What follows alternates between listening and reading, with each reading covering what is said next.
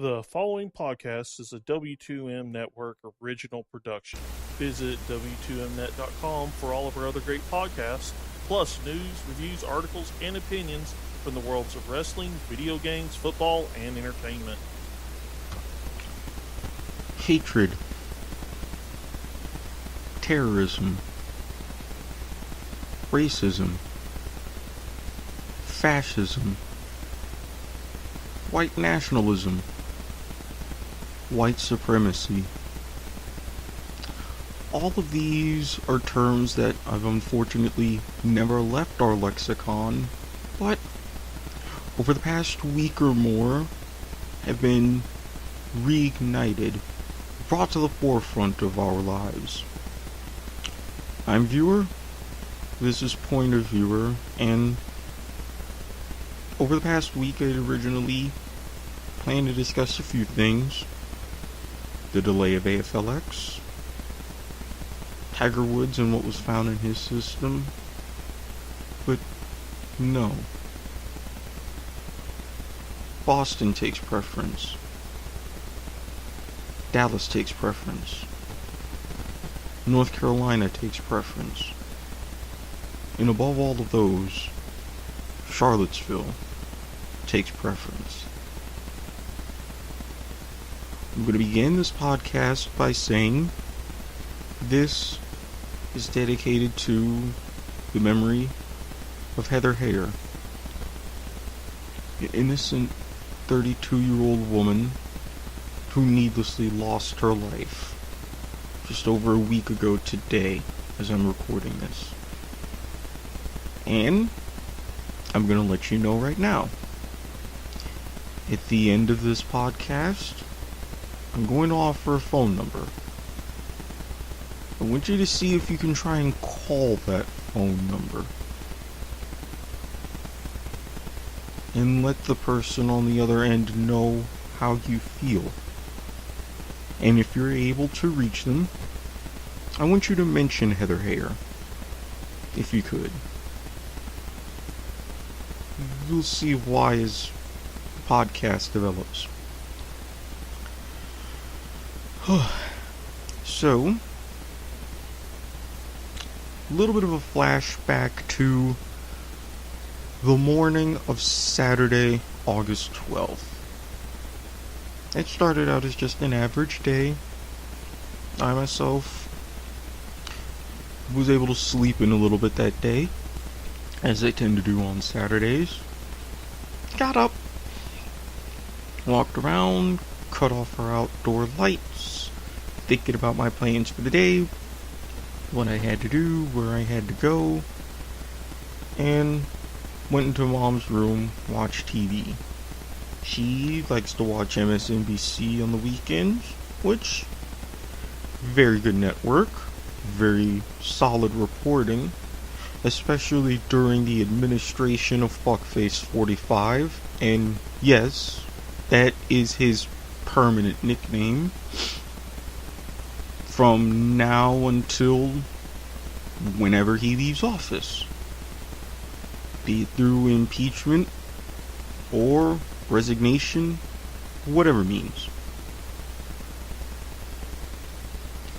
We were watching the news and we saw the rally in Charlottesville with your, let's just call them what they are, because Fuckface 45 never will. You're neo-Nazis. You're vanilla ISIS, if you will. And I'd like to thank my best friend for that term. She let me know via pastor, very appropriate, and it fits. You've gone beyond xenophobia, you've gone beyond all of the issues that ISIS wants. You're either part of their particular sect, their particular beliefs, their particular ethnic system, however you want to call it, or you are to be cleansed. Or you are anti religion, anti-what have you. These are what neo-Nazis, your fascists, your white supremacists, white nationalists, whatever the fuck they want to call themselves. Even throwing the term alt-right, although one of your dear leaders had a little bit of a bad week. These are what these people are. These are vanilla ISIS. The only difference, they no longer wear the masks, the white hoods, whatever. They chant. They walk out shirts, shorts, jeans, khakis, polos. You see their hats, you see their faces, you see their beards. You see their tiki torches, which wouldn't want to be an owner of any tiki torch company now. What was originally just something that you would have in the backyard for a party, maybe help keep the bugs away and associated with half decent barbecues, half lame ones. Now you're associated with people running around chanting blood and soil, which I didn't even know the Nazis had a separate motto for their agriculture department up until last week. Now I do. So these people were out, already in force, protesting the removal of a statue of General Robert E. Lee. Now, for those of you who are still somewhat unaware, if you've been unable or unwilling to watch the news for a variety of reasons, okay. But we're talking about a man who, let's face it, committed treason against this country. He fought and sent men to their deaths by the hundreds and thousands. Not for states' rights, not for economic stability and sovereignty. No, it was to keep slaves, to maintain slave labor, to continue a system that was abhorrently broken. Just because he was one of those who thought he was the man. White is right, and if you're any other color, you're just shit. I can beat you, I can kill you, work you for whatever for free. He saw other human beings as property. Even after the Civil War ended, after the Union succeeded, we began the process of healing as a country, growing as a country, the Reformation period. He didn't want statues of himself. His relatives have confirmed he didn't want statues of himself. They would open too many wounds. They would show too many scars in our history. He never said, do not educate the people.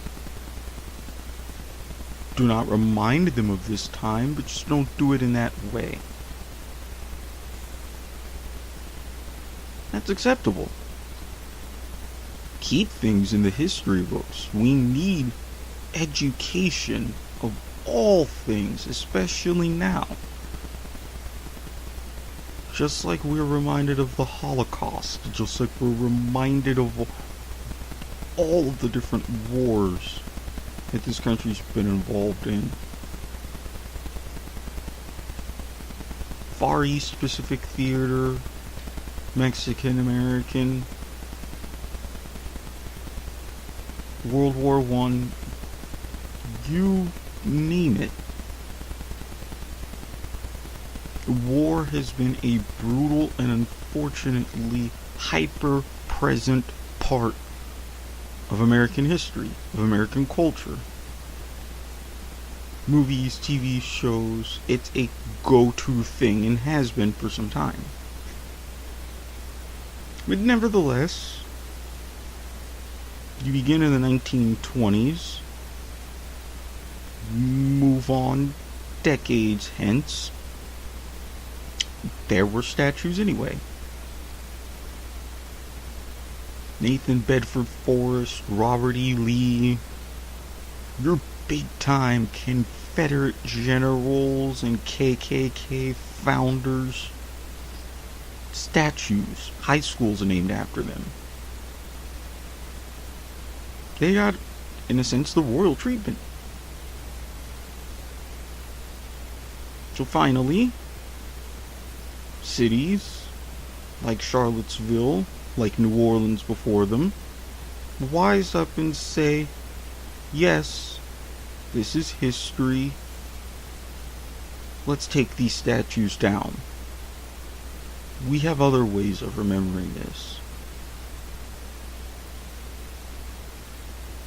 In New Orleans, you couldn't see what company was doing it, out of safety for the workers. Names blocked out on the truck. Workers in full hazmat suits covered up to conceal their identity. Behind large sheets of wood, under the cover of darkness, they removed statues. Charlottesville didn't even get the opportunity because when Vanilla ISIS got wind, they said, no, we're not going to let this happen. So the night prior, they showed up in mass, and Saturday morning, they showed up in even larger mass. Of course, you have those completely antithetical to Vanilla ISIS. The anti-fascist movement, which I didn't even know completely existed again until that Saturday morning. It was a very educational day looking back at it. What started as two sides waving flags, each side had their own flag. Each side had, well, I take that back. The anti-fascists did have a militia, and those dressed up in gear, riot gear, some with weapons. But naturally, so did Vanilla ISIS. Not so much in a militia form, but you have those like the now infamous Christopher Cantwell,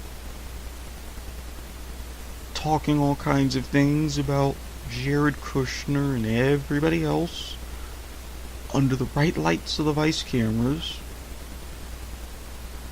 reduced to crying like a bitch on YouTube.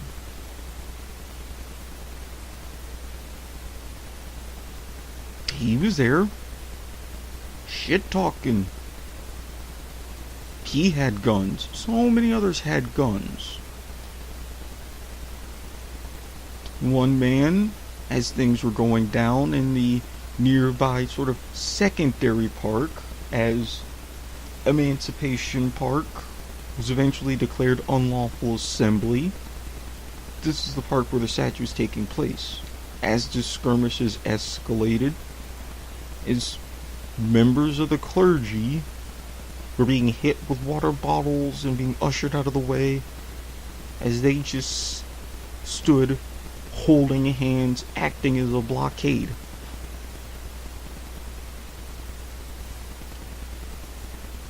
These were the people who were just in the way of Vanilla ISIS. Campbell was there, another man was there who turns out to be the boyfriend of famous, although not famous to me, cosplayer Anissa Kiss. I believe I said that right. She got called out for being at the march after lying that she wasn't there. Her boyfriend said in a phone call, on camera, "I'll send 200 of my guys with guns to get my people out if you don't." As things escalated, I questioned where the police were. Now, through no fault of the mayor, who is a wonderful person and acted quickly, Charlottesville police weren't entirely quick to respond. The police force waited too long to declare unlawful assembly and to intervene, and really left it up to the state police to try to get a hold of the situation. But the skirmishes had already happened. The skirmishes grew into fights.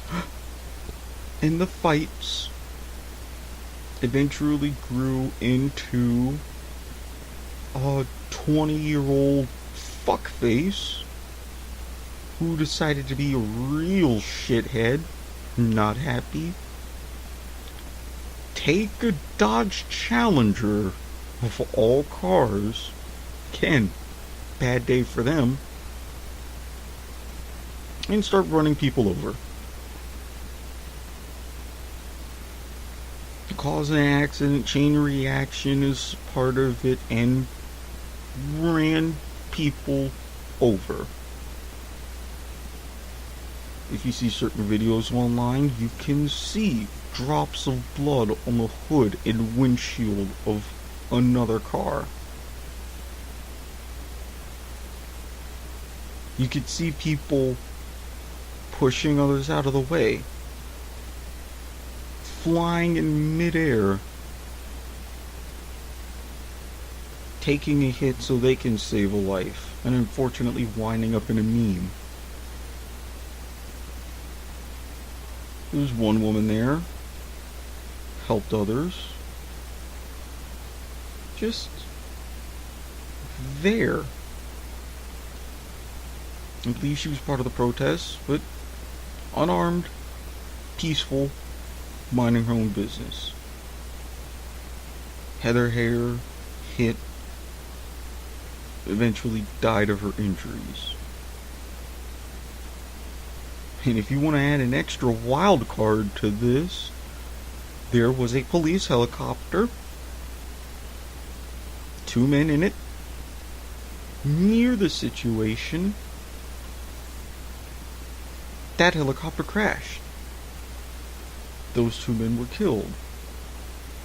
Now, it's unknown whether that incident was related to the protests, to the other injuries, to the people that were hit, to Vanilla ISIS that were causing a ruckus. That's under investigation.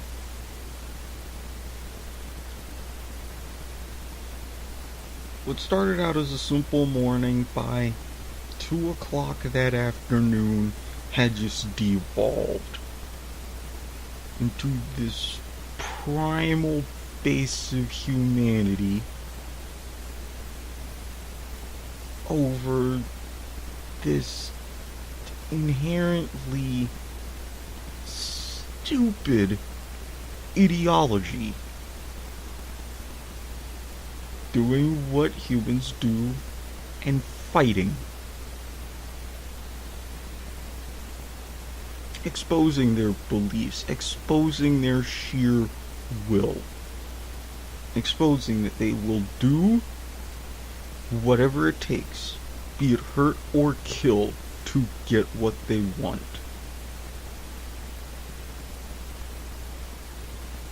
And if this isn't bad enough, we look at the incidents since then. Multiple stabbings in Finland, not far from Helsinki. An 8-year-old girl killed, 13 others injured, as a truck ran into a French pizzeria. Barcelona, over a dozen killed, over 100 injured, as 2 drivers ran through a tourist square. It's like an open market that, again, a big time tourist spot in Catalonia, Spain. Now all of these, and I'm pretty sure including the Finland attacks, considered terror. It's bad enough that we had Nice. It's bad enough that we had the Bastille Day incidents. We're already on this sort of heightened sense of alert. This level because all these people who have newfound power thanks to Fuckface 45, more on him in a second, but all these people think that they have the green light to now just go and do whatever. Send their message. And of course, everybody focuses on the tangible. The news media reporting on just the tangible. The hot topics, the push buttons. Nobody calling, well, aside from the news they have, but nobody realizing what Vanilla ISIS is really doing. They focus on the statues.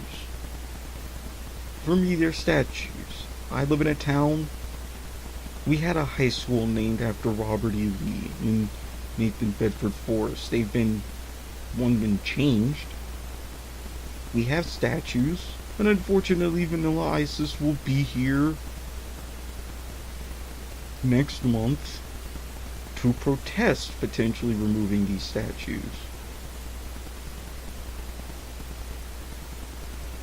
You had the protest in Boston that really ended, thankfully, mostly peacefully. Had a few troublemakers before it got started. You had protests in Dallas. Go through that incident. But all of the reporting has been about the statues, and that's not it. That's not what this is about. This is about power. Newfound freedom. The fucker-in-chief, Fuckface 45, condones this.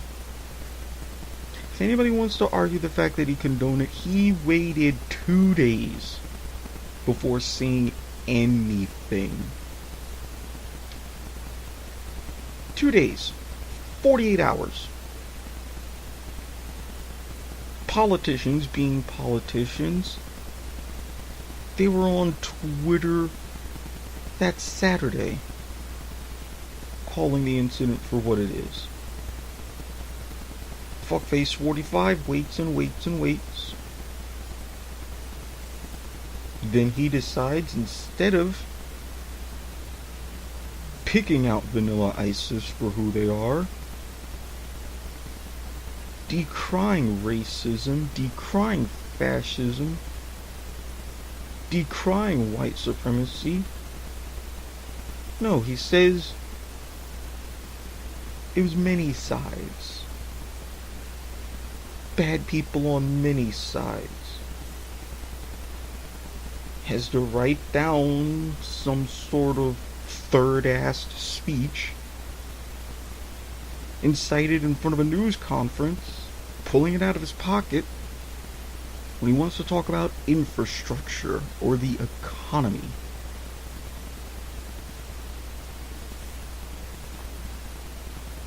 What the fuck does that do? Everybody who says, oh, it was economic hardship and I want my job and dear. No. This wasn't about jobs. Look at where the economy is right now. For those of you fortunate to invest enough in the stock market, you've been doing great over the past year, couple of years. Markets are at record highs, breaking through just about every single day. You want to talk about a job? Let's talk about jobs. Let's talk about the fact that unemployment's been hovering 4.5%? The lowest levels since '01. So for you, there's jobs. Unless you were spotted in that march, in which, yeah, corporate America isn't too happy with you, Vanilla Isis. They don't want you being in any way affiliated with any of their brands. They're rightfully firing you. Now, this should mean more job opportunities for me, but that's a different debate for a different show.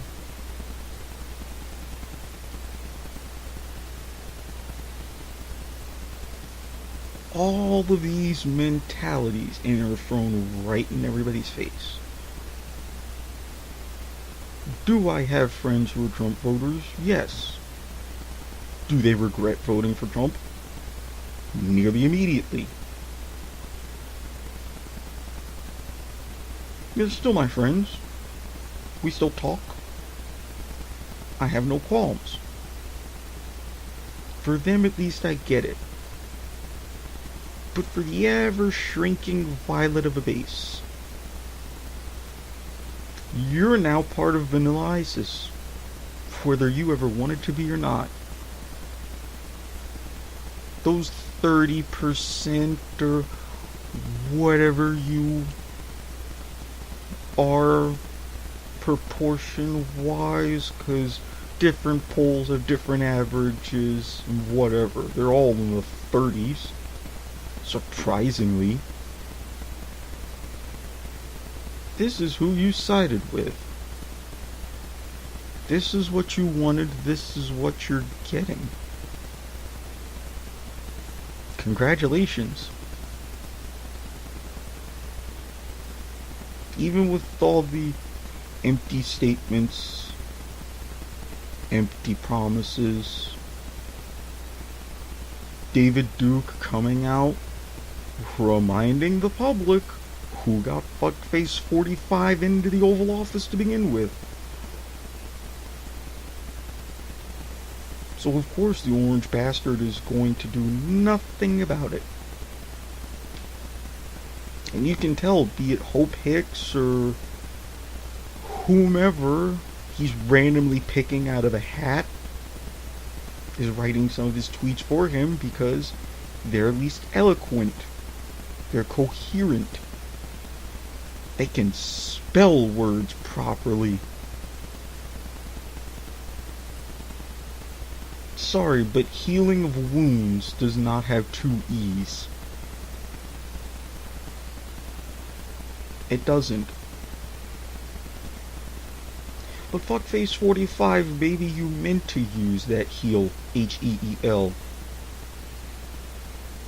Because you are the heel.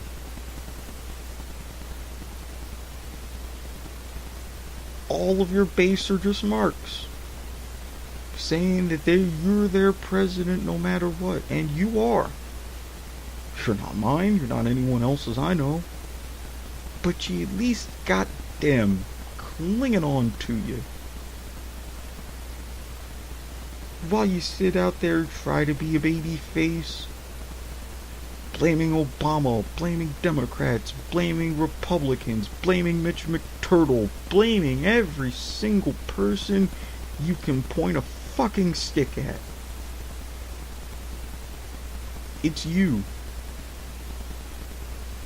You always wanted to play the hero, to be the hero. the one to come in and save the day. But in order to be a hero, you need a villain. You need that arch nemesis to stop so you can save the city, save the country, save the world. That hero's never gonna come. Is it, fuckface? All these years, real estate fleecing the city of New York, getting into trouble with marketing and smear campaigns of your casinos. You knew deep down you were never gonna be the hero. People hated you. The real elites in this country wanted nothing to do with you. You don't have your money. It's just an empty shell. Look at what you've become. Look at who you are. Did you get in over your head? Did you talk to one too many people in the concrete industry and now you're indebted? You're getting too many cramps from giving Putin too many hand jobs? You need an anal retread surgery? Putin a little too big for you?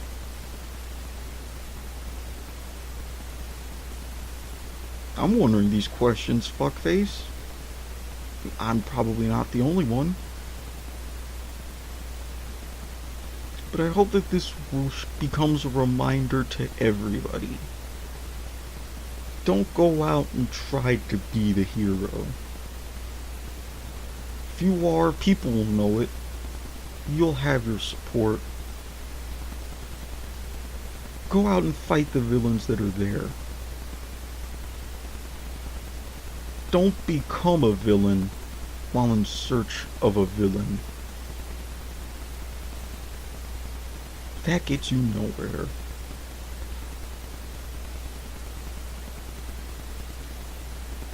After the streets are cleared, the Virginia State Police finally came in, intervened, did their job. We're left with a memorial. We're left with yet another stain, with rashes of even more stains. Flags you can't even fly in Germany. Symbols that are taped up because the Germans know better. They're free here. Now, I'm not attacking anybody's First Amendment rights. As long as you assemble lawfully, okay. As long as you express yourselves humanely, okay. Well, when your speech isn't merely free, but is a call to action, all of the people calling and acting on creating a white homeland, creating an ethnically white superpower like Russia, which, let's face it, with this country's diversity, it's next to impossible, especially for the future generations. We're inventing new shades of the spectrum, bitches. You're gonna have a hard time telling who's what. It's your own fault. For a lot of it. White men marrying black women, loving who they want, having happy lives, having children, families, going out living their dreams. And let's face it, have we not all seen Blacked.com, Blacks on Blondes?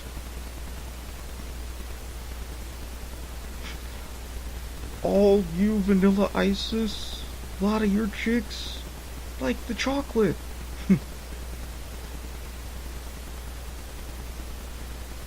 I've even had women confess their samplings and leanings coming towards me. I'm not even full on. I got Caribbean blood. I got Native American blood. So what y'all gonna do?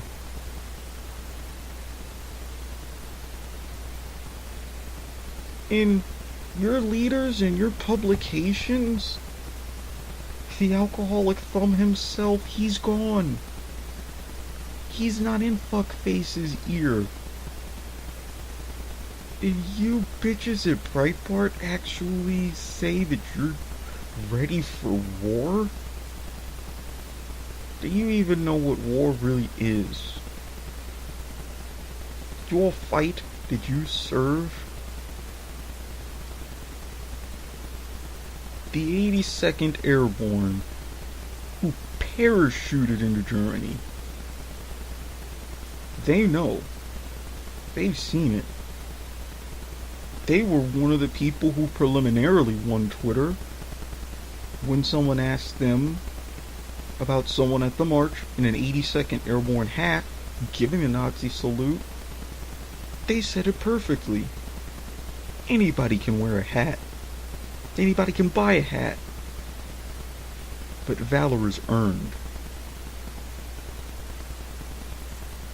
And Fuckface 45 saying this stuff was long before him and long before Obama.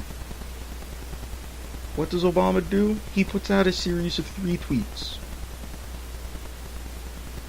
quoting another great man in Nelson Mandela. Him looking in a window, cute babies, 3 or 4 of them, all different colors, looking back at him, wondering what's going on, peeking out the little window. Fuckface 45, you once told us, you know words and you have the best words. Your tweeting is a way of communicating to the people and making your tweets official statements. Everything from misspelled attempts at denouncement to healing to creating a transgender ban in the military. Fuckface 45, why didn't you break Twitter? How come one of your tweets don't have 3-4 million likes and about 1 million retweets? Oh, that's right, because you're a dumbass. Because you're a shithead. Because no one hardly likes you, and the people that do, we're not too fond of them. You have someone who showed us true class, making us think, reminding us about how society should be. That's what we look to, even in the nastiest depths of Twitter. We can come back to center from that. It's one of the things that makes me proud. Not just as a Twitter user since 2010, but as an American.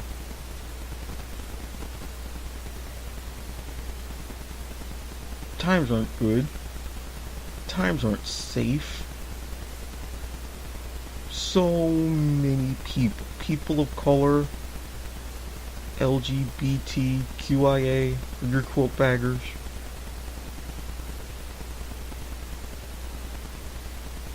there's no safety. There's no succor. You get up in the morning, go to bed at night, everything in between just looks bleak. And Fuckface 45, that bleakness comes from you.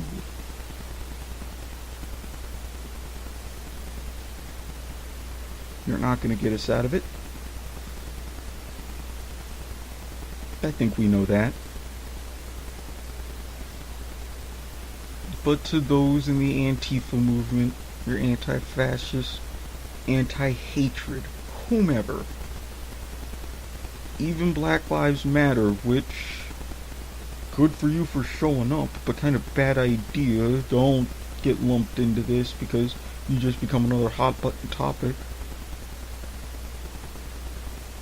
There are people who are fighting, who aren't tired of fighting, who will keep fighting.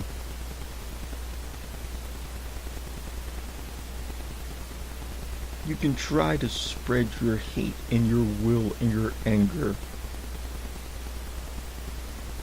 You can't even find a home for your website on the dark web.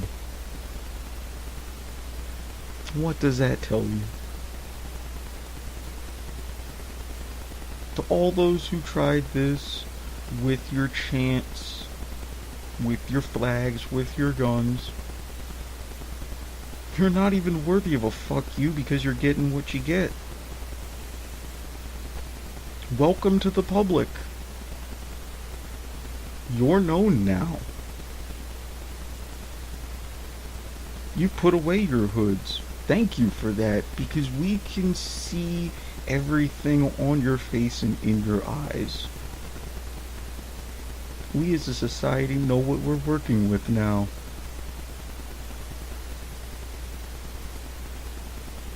Wear your polos and your Brooks Brothers suits.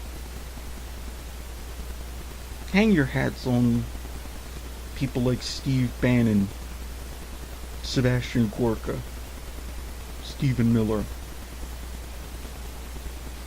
Go ahead, worship your idols. Have your stickers and your flags and your red hats and mark out the fuckface 45 all you want. Show yourselves. So we can see who we're dealing with. You want to be proud that you're Vanilla ISIS, go right ahead. Go ahead. You're not gonna win. All the clergy swept aside by security for their safety. The people that help save lives, the medics, everyone. We're helping each other. Who are you helping? How many more of you are going to be called out? How many more of you that are just going to sit back with your AKs and your 9s and your knives, standing in the room crying like a fucking bitch? Hundreds, thousands, millions? You're there. Especially you, Chris Cantwell. Where was your pistol? Where was your training? Where was all of that violence and pent-up aggression? What did it get you? What did it really get you?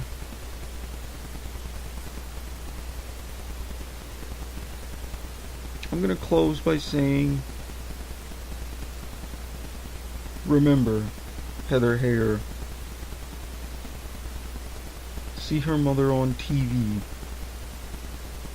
Don't listen to Fuckface 45 and his lies, even about reaching out to her. If you know her, offer condolences and a hug.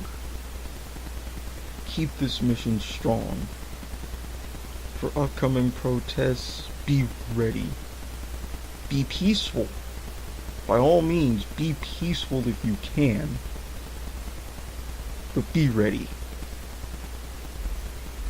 This is a fight that is long from over. I don't know when it'll be settled. I don't know finally where.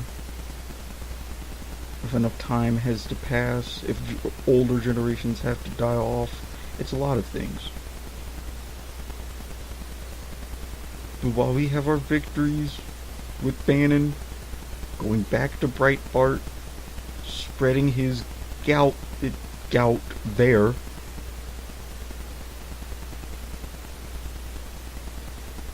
we're not done. You've seen their faces now. You've seen how many there are that are willing to come out of the shadows, despite the fact that only 24 of them showed up in Boston, to the hundreds of counter-protesters. You'll still have those who are more than willing, whether the statues come down or not, as they're kicked on the ground and some idiot taking a selfie with one, which, ugh, wrong place, wrong time, way to ruin the feel. But this is still history. We still need to be on the right side of it.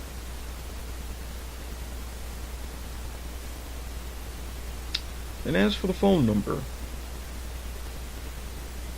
area code 631-791-5842. I'll say it again for everybody.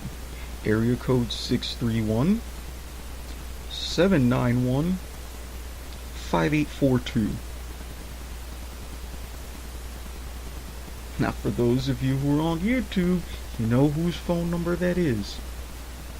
He gave it out.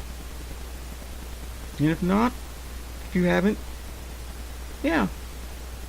If he hasn't changed it already, that's Chris Cantwell. Don't lie and say that you're the police, but let him know how you feel, what you think. Tell him that this is for Heather Heyer, for all those who were injured in Charlottesville, for those killed in Barcelona and Paris, or wherever in France. For them. For Finland. For everyone.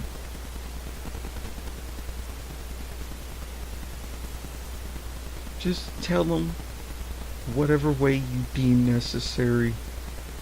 Fuck you.